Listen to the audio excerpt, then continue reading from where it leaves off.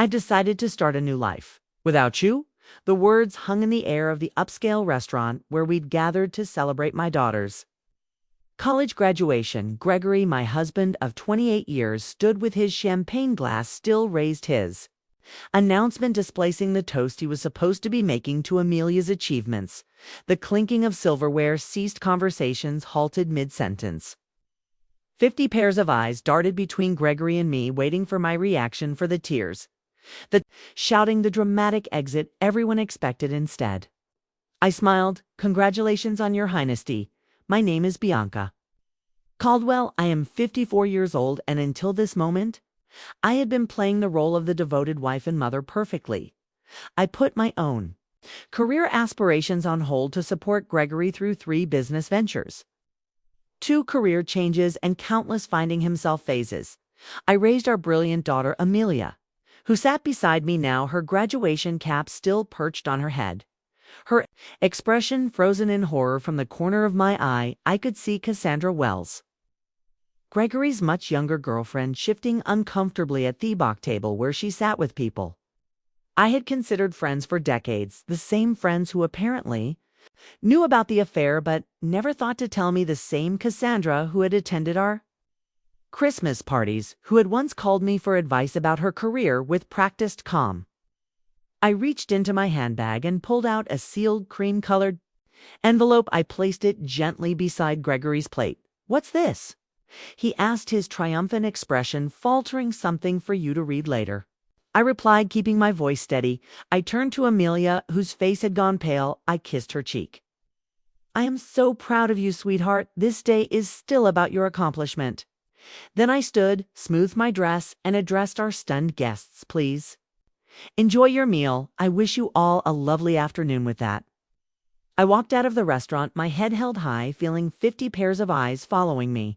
The heavy door swung shut behind me, cutting off the beginning of anxious murmurs outside. The Augusta summer heat hit me like a wall, but I welcomed it. For the first time in years, I could breathe freely behind me. I heard the restaurant door open and slam shut, followed by Gregory's voice, no longer confident, but high-pitched and frantic. "Bianca, what the hell is this? What have you done?" I kept walking, allowing myself a small smile. The envelope I'd handed him contained the beginning of my revenge, one I'd been meticulously planning for months. I had always been the practical one in our marriage. While Gregory dreamed big and took risks, I maintained the stability our family needed. I was the one who saved for Amelia's education. When Gregory invested unwisely in his friend's restaurant venture, I was the one who worked extra hours as a finance manager at Trevanta Corp. when his midlife crisis led him to quit his stable position to follow his passion, selling handcrafted furniture, a passion that lasted approximately 6 months before he grew bored. My own dreams, opening a financial consultancy for women, were perpetually on hold. After Amelia graduates, I told myself, after Gregory finds stability. 3 months ago, I noticed discrepancies in our joint accounts, small transfers, tone account I didn't recognize, having spent 20 years managing our family finances. These irregularities stood out like red flags I could have confronted Gregory immediately, but something held me back. Perhaps it was intuition, or perhaps it was the growing distance between us over the past year. Instead, I began quietly investigating. What I discovered was worse than I imagined. Gregory had been systematically moving funds to a separate account for over a year. He had also been taking Cassandra to expensive restaurants, purchasing jewelry, and looking at beachfront property, all while telling me we need dead-toe tighten our belts for retirement. Then came the text messages I discovered when Gregory left his phone unlocked, messages about their new life, other messages about how he was finally breaking free, messages about their plans for the day after Amelia's graduation, the day he had chosen to make his grand exit from our marriage. What Gregory had forgotten, or perhaps never fully grasped, was that I had been a financial professional for 30 years. I understood money trails, I knew how to trace assets, and most importantly, I remembered the prenuptial agreement we had signed 28 years ago, when I had more family money than he did. The agreement he had insisted upon, ironically, to protect His future earnings contained a fidelity clause that would prove to be his undoing, while Gregory plotted his escape with Cassandra. I was building my case. I consulted with attorneys. I documented every hidden transfer. I gathered evidence of their affair. I prepared divorce papers. I timed everything perfectly, knowing Gregory would want to wait until after Amelia's graduation to avoid ruining her big day. What he didn't expect was that I would serve the divorce papers the morning of the graduation, before his planned advancement, but with the papers still safely hidden in court records, not yet accessible to him. What Gregory didn't know was that I was always 3 steps ahead. I didn't return to the restaurant. Instead, I drove to our home, a spacious colonial in Augusta's historic district that we had purchased 15 years ago, the house that Gregory had already promised to Cassandra. According to text messages that he didn't realize I had seen, I parked in the driveway and calmly entered. What had been our shared space for over a decade, everything looked the same. Family photos on the walls. The antique grandfather clock that had been my father's, the worn leather couch, where Gregory and I had once dreamed of our future together. Yet everything had changed. I went upstairs to the master bedroom and opened the closet. Gregory's clothing was already packed in suitcases, hidden in the back, ready for his planned departure tomorrow. I smiled at his predictability. He had always been meticulous about clothing, but careless about the important things.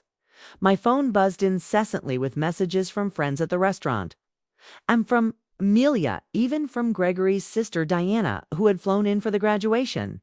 I responded only to, "My daughter, I'm okay. This isn't your burden to carry. Enjoy your graduation day. We'll talk tonight. I love you." I had protected Amelia from the truth for months, not wanting to overshadow her final semester with family drama. She would be angry that I hadn't told her, but I knew she would understand eventually. Amelia had inherited my practicality, along with her father's charisma, a powerful combination that had helped her graduate with honors. 3 hours later, I heard Gregory's car in the driveway.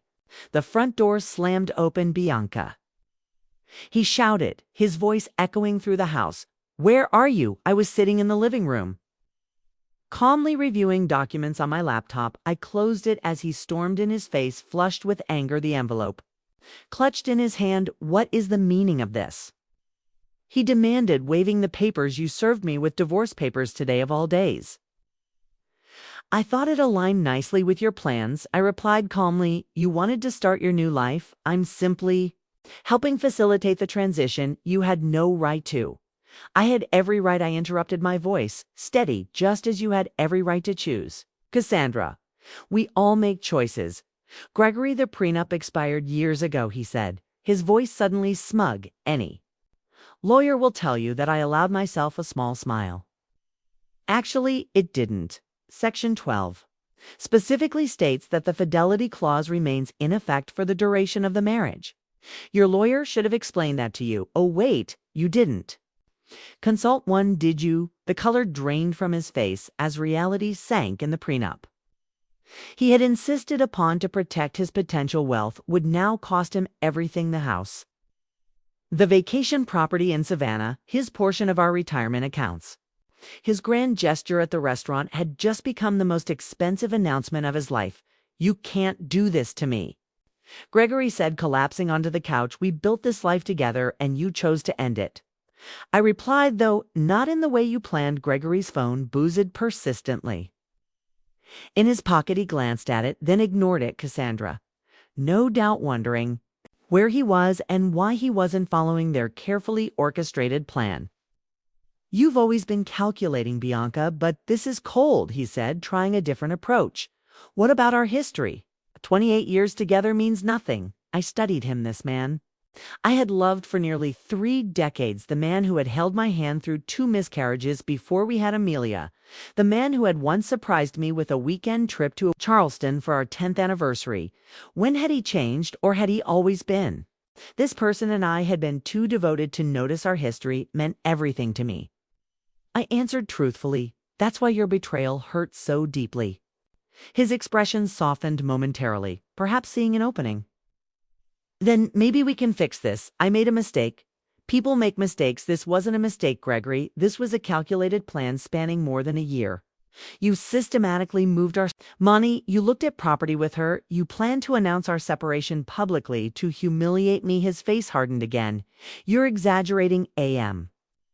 I picked up my phone, opened the recording app, and played his own voice after the graduation aisle. Tell her it's over a public setting is better. She won't make a scene in front of everyone. Then Cassandra's voice, and she has no idea about the money, Gregory again. None. Bianca trusts me completely. That's her weakness. The blood drained from his. Phase you recorded our conversations. That's illegal, not in. Georgia, when one party consents, I responded, and not when it's in your own home.